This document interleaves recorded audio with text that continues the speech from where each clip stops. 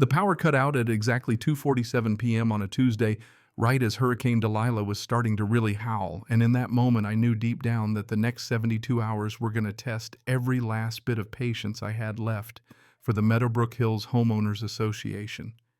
My name's Preston Fitzgerald. 4 years I've lived in this godforsaken planned community outside Raleigh, North Carolina. You want the truth? I stuck around because my late wife Sarah loved this place. She picked every last detail, paint color, shrubs, mailbox style. After she passed, it felt wrong to walk away from all that. So I stayed thinking I could put up with the rules for her sake. Let me tell you, I was starting to feel like the world's biggest fool. Folks in Carolina knew about Delilah for days. It was a mean Category 2 storm that decided to take a bite out of the Piedmont. I did what any halfway sensible person does, filled the bathtub, bought bottled water, double-checked the basement, and made sure my generator was gassed and ready. That thing cost me almost $8,000 proper standby setup, all the permits installed by pros, after an ice storm left us in the dark for a week. Best money I ever spent, if you ask me. So when the lights flickered and died, I waited 15 minutes, standard courtesy, just in case Duke Energy pulled off a miracle. But then my phone chirped. Widespread outages, estimated restoration 3 to 5 days. I just shook my head, headed to the garage, and fired up that big, beautiful generator. The sound, more of a deep hum than a roar, was pure peace of mind. Lights snapped on. Refrigerator kicked in. I made myself a sandwich and settled in, rain lashing the windows, wind rattling the siding so hard it felt like the house itself might blow away. For a moment I felt almost smug until the peace was shattered by a pounding at the door, the kind of knock that just dares you to ignore it. On the other side stood Brenda Morrison, 52, blonde, perpetually damp from the rain, and if I'm honest, perpetually angry. Brenda's the vice president of our HOA. Her natural resting state is indignant. She didn't even say hello. Preston, you need to turn off that generator immediately.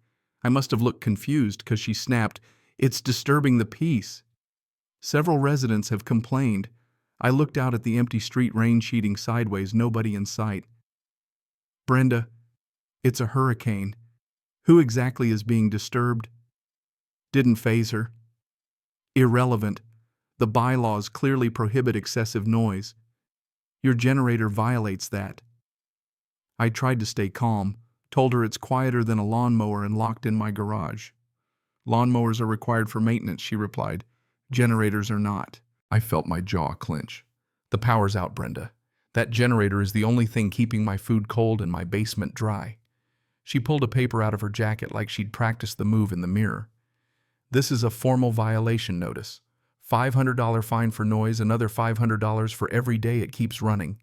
She held it out, red pen circling the fine signature at the bottom like some sort of royal decree.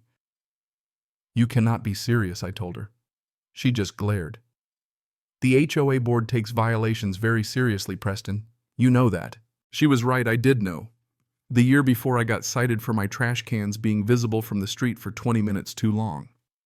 Got dinged for planting daisies instead of daylilies. Even got told my mailbox post was the wrong shade of white, still don't know what that meant. But this was about safety, common sense. I told her flat out I'm not turning off my generator. Her eyes narrowed. Her lips went tight.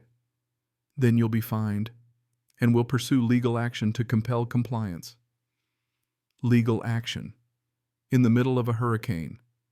Over a generator. She left, splashing back to her SUV. I closed the door, looked down at her letter, and thought about my options. Turn off the generator and let the food spoil, pay the fine, and be the neighborhood doormat. Or maybe, for the first time in my life, fight back. I pulled up the HOA covenants on my phone. 73 pages of legalese, noise ordinance vague, excessive or unreasonable noise. It says no decibels, no definition, nothing about generators.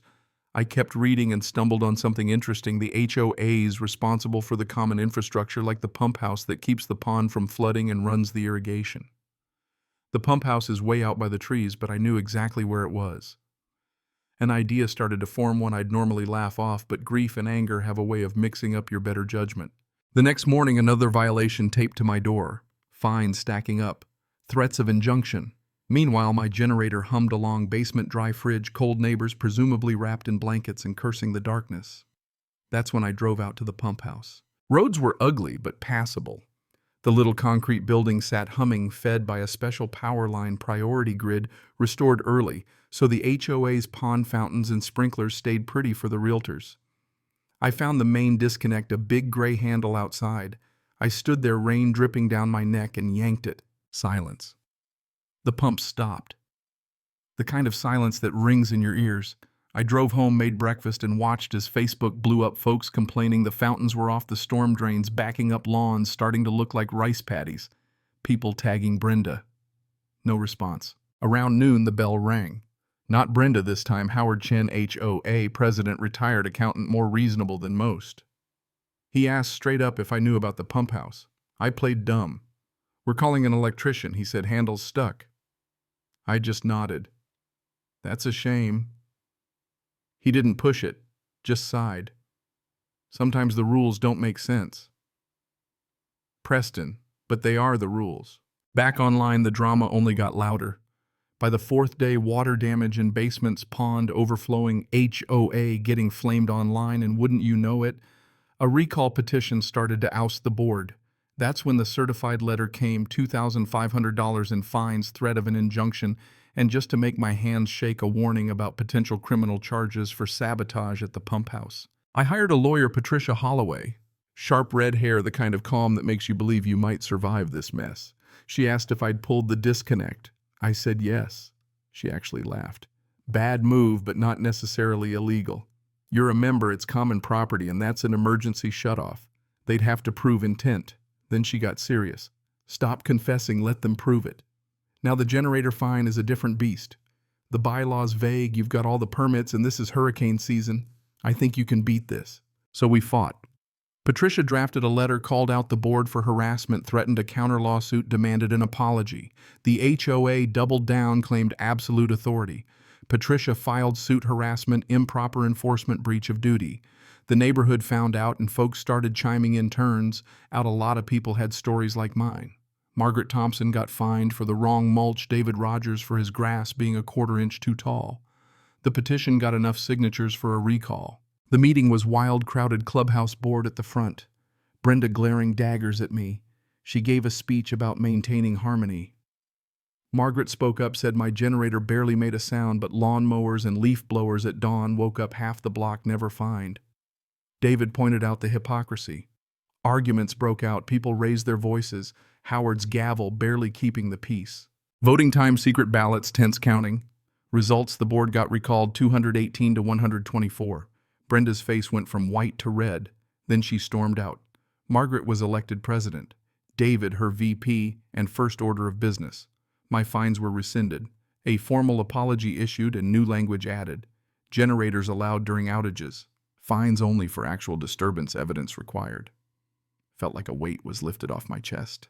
A couple weeks later, settlement out of court. HOA paid my legal fees, admitted the fines were in error.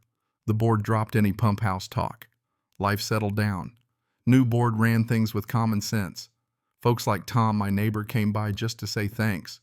Turns out all it takes is one person standing up to give everyone else a little courage. Sarah would have hated all the drama, but I think deep down she'd have been proud.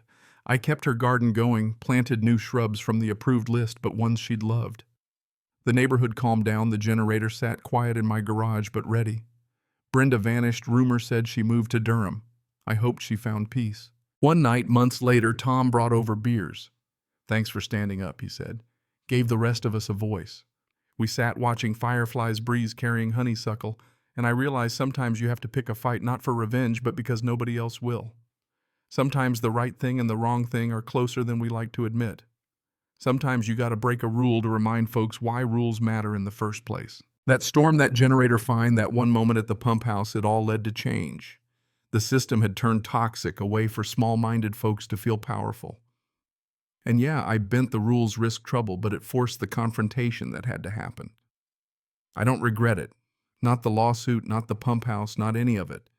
If I hadn't fought, nothing would have changed. Years from now, when newcomers ask about the neighborhood, someone always tells the story of the hurricane, the generator, the board recall. Details get fuzzy, but the message is the same. One guy stood up, and that made all the difference. That guy's me, Preston Fitzgerald. Would I do it again? in a heartbeat. Because your home, your dignity, your rights, those are worth fighting for. And if someone tries to take them over something as petty as a generator fine in a hurricane, well, you fight back, even if it means pulling a few wires along the way.